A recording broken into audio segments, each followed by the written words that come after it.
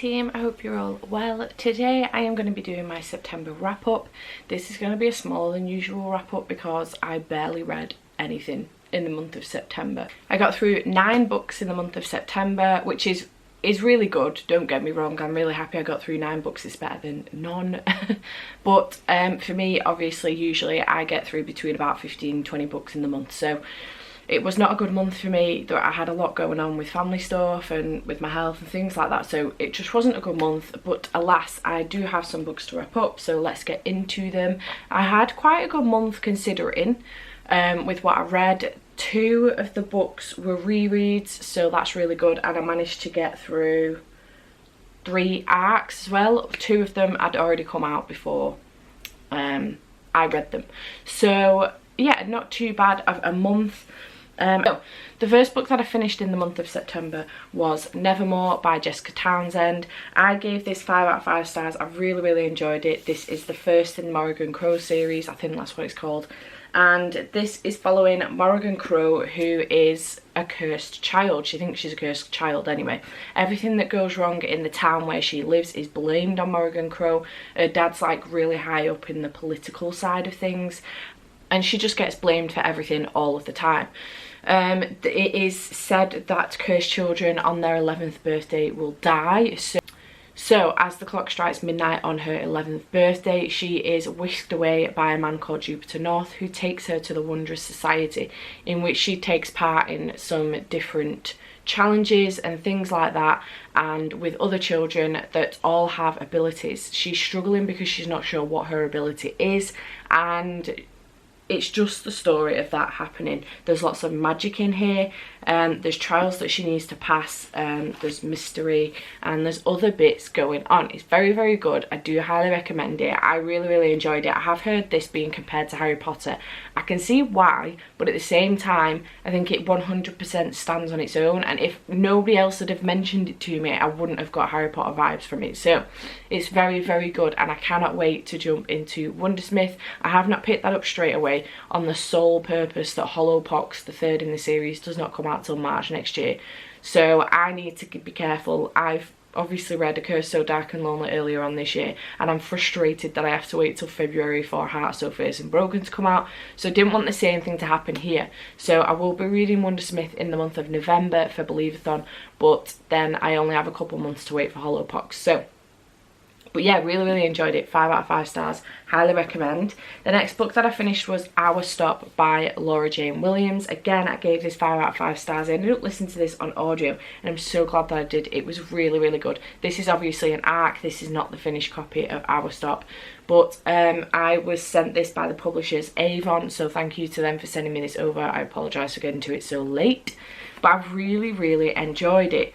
So this follows our main characters Nadine and Daniel. They get on the same train every single day in London to go to work at 7:30 AM, unless of course Nadine's late, or she overslept, or she spilled coffee on herself, or whatever. One day Nadine notices a ad in the singles part of the paper, and the ad describes her, and she's wondering what is going on. Her best friend notices it as well. They always read these ads in the papers because they love to see what's going on. And basically this is a section in the paper where people on the tube, like the tube or the train, can sort of leave an ad out for somebody that they don't feel comfortable enough approaching.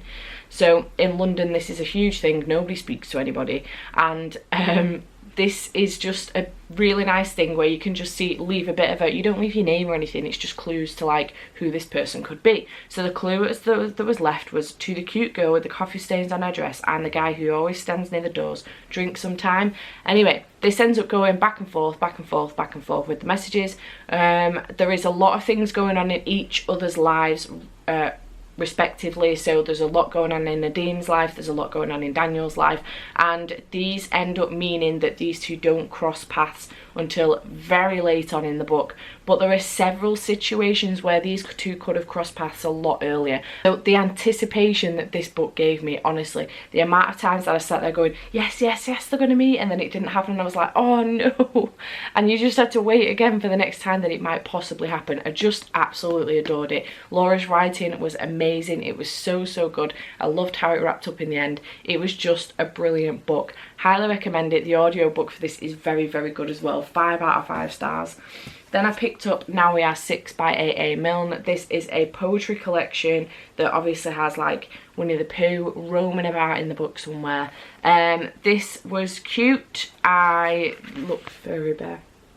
It was cute. I loved the illustrations. I wasn't overly huge on the poetry. I'm not a massive poetry fan anyway, but I do prefer bits of like slam poetry like The Poet X, or even bits of poetry by like Amanda Lovelace, so like The Princess Saves Herself in this one, or something like that. Even Milk and Honey by Rupi Kaur, I love that as well, but I wasn't a huge fan of this. I'm not sure why. I don't know if it's because it's children's poetry or what. I just wasn't a massive fan. I gave it 3 out of 5 stars anyway. It's got Winnie the Pooh in it, and it's by A.A. Milne, so I'm sure a lot of other people love this, but I just wasn't a huge fan. Then I read Harry Potter and the Chamber of Secrets, which is the second in the Harry Potter series. This is the illustrated edition. I ended up listening to this on audio because it got to a point where it was very late, like getting on in the month, and I still hadn't picked it up. So I listened to the audio, and obviously I loved it. It was great. I love Stephen Fry. He's fantastic. I never get bored of him. I gave this 5 out of 5 stars. Obviously it's Harry Potter, and I don't need to tell you what it's about. Then I read Tunnel of Bones by V.E. Schwab, Victoria Schwab in this case, because this is middle grade. This is the second in the Cassidy Blake series. The first was City of Bones, and I really enjoyed City of Bones actually. I think I gave it 4 out of 5 stars. I've given this one 4 out of 5 stars as well. We are back again with Cassidy Blake and her ghostly friend Jacob, and they are now in the city of Paris.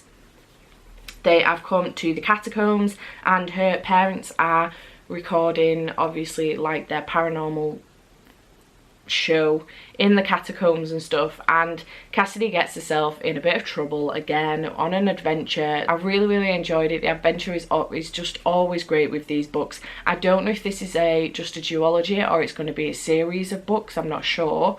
It's sort of been left again where, a bit like City of Bones was kind of left where it could have been left alone, but it could have been made into duology or a series, whereas again this is the same thing. It can be left alone, but it could be made into a series. Either way it would be fine.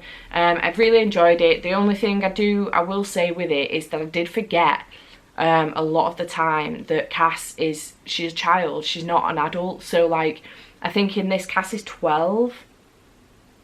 If I'm correct, Cass is 12, and I just forgot constantly. I constantly thought she was like around 17, 18. So it is not necessarily written like childlike, if you like. Cass is very grown up for her age. So that's the only like problem I've got with it really. But other than that, it's really good, and I really enjoyed it. 4 out of 5 stars. Do recommend. Then I read With the Fire on High by Elizabeth Acevedo. This is probably my favourite book of the month, although Our Stop and Nevermore was pretty close. I really enjoyed this. We are following Amoni, who is a 17-year-old mother. She's going to school, and she really wants to go to like catering college and get a diploma in catering. She loves to cook. The only place she ever feels like her life is complete and utter calm is when she's in the kitchen. She's really good with it. She's got like a proper nose for cooking. She ends up in a cooking class at school. They end up putting one on at school, and it takes her to a lot of new places. She meets a new boy at school, which she just doesn't think she has the time for. She's also struggling with the dad of her child as well, with him being a little bit possessive. Her grandmother has brought her up. She's also got her dad, who is around every now and then, but he's forever leaving and going back to his own country. And she's got a best friend, Angelica. It's very good. I highly recommend it. And once I picked this up, I couldn't put it down. The chapters are very small. It was so easy to get through, and I just really loved it. This is the second of Elizabeth Acevedo's books that I picked up now. The Poet X was the first, and I just love her writing. I think she's probably going to be an auto buy from me from here on out. But yeah, I really enjoyed this. The cover's gorgeous as well. I gave it 5 out of 5 stars. Highly recommend. Then I read Love Unscripted by Owen Nichols, and this is following Nick, who is in a relationship with Ellie. When this book starts, they have broken up, and it sort of jumps between 2 timelines, but in some parts it does jump between another couple of timelines as well, and unfortunately it's not made very clear, but alas, it's really good and I really enjoyed it. Nick works as a projectionist and absolutely loves his job. One year he goes to an election party. This is based in the UK, but they're celebrating politics in America as well. He goes to an election party and comes across Ellie at the election party.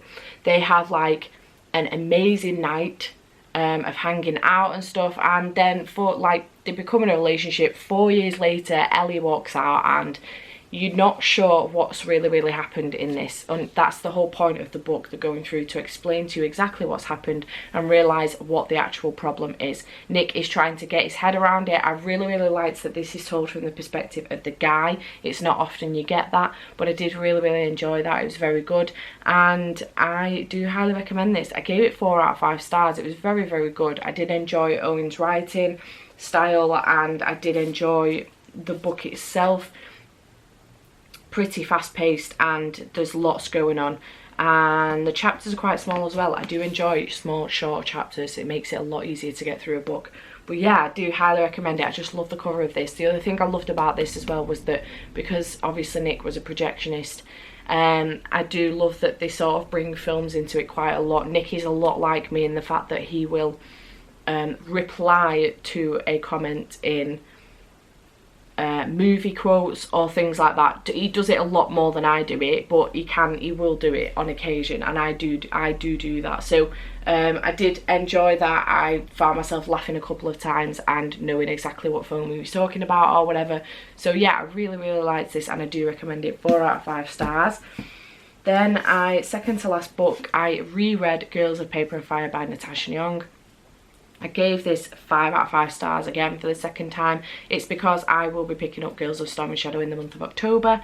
I really enjoyed this again for the second time round. I kind of skimmed through it because I've read it before. I just wanted a refresher, and a refresher I got. It did shock me again in places because I've completely forgotten how brutal and violent this book can actually be. I will say there are trigger warnings in here for sexual violence, just violence in general. It's pretty brutal, so just watch yourself for that if that's a trigger for you. Very good. I do highly recommend it, but again, just be careful with the trigger warnings. I am looking forward to getting into Girls of Storm and Shadow, but I have seen quite a lot of mixed reviews. There is a massive vary in the reviews, so I'm not sure how this is going to go down, but we'll see. But yeah, I reread this one, and then finally I read The Bookish Life of Nina Hill by Abby Waxman. I will show a picture here. I listened to this on audio. I don't own the book. I received an ARC on NetGalley, which I didn't get to before it came out, but I have read it nonetheless. I have given this 3 out of 5 stars, 3.5 out of 5 stars, but I've rated it 3 on Goodreads. I really enjoyed it. It was very good. I related to it very much. Nina Hill is a single 29-year-old woman who works in a bookstore. She lives alone, obviously. She has a cat called Phil, and all she does is ever read and go to her trivia nights. Nina was brought up by her nanny, Laura, or Lauren, Laura I think she was called. Her mother is a photographer, a well-known photographer, and at first she was taking Nina along with her when she was going working jobs, but unfortunately Nina got too big to be sleeping in a drawer, and she got a nanny, and the nanny basically brought Nina up. In her adult age, she sees her mum less than she did when she was a child, and she rarely saw her mum as a child. She didn't know her dad, so to her she didn't have a dad, and then one day she's told that her dad has passed away. She ends up finding out that she has, I think it's 1 brother and 3 sisters. She's also got a lot of nieces and nephews and aunties and uncles. There are kids friggin' everywhere in this book, I am not joking. And it's her trying to deal with this situation. She didn't know her dad, obviously. She's now all of a sudden found out she's not an only child. She has all these brothers and sisters and all these other family members, and she's trying to deal with that situation. Not only that, but her nemesis team for the trivia side of things, the guy that sort of runs the team leader, Tom, is a very, very handsome, very nice guy, and she's trying to deal with that situation too. It's really, really good. I related a lot to some of the things that were going on in Nina's life, not the family side of things, but just in life general, with work and with dating and things like that. I really, really related to it. I enjoyed it on that side of things, but I will say that I just felt like the ending was rushed a little bit. It could have gone on a little bit with the ending and how it all came together with her family and with Tom and things like that, but I did really enjoy it. It was very, very good, and I do recommend it. I listened to the audiobook. I wouldn't necessarily recommend the audiobook. The narrator, she was good, but you could hear her stopping to take a breath, or you know, to just stop and have a breather for a minute or whatever, and they've obviously not cut it properly and worked it very well. So I feel like maybe the audiobook was a little bit of a budget production. I'm not sure who's done that, but it was good nonetheless. I enjoyed it, and I do recommend it. 3 out of 5 stars. So yeah, I read 9 books this month. A lot of those were, in fact most of them were 5 and 4 stars. All of them were, apart from Now We Are 6 and Bookish Life of Nina Hill. So yeah, aside from the fact that I didn't read as many books as usual, I did read quite a good selection. So I had a reasonable reading month. I hope you had a better reading month than I did, and I hope you enjoy this vlog. If you do, please give it a like down below. If you're not already, please subscribe. I would really appreciate it. And let me know in the comments down below if you've read any of these books and you enjoyed them or you hated them. Just let me know in the comments down below. Let's have a chat, and I shall see you next time. Bye for now.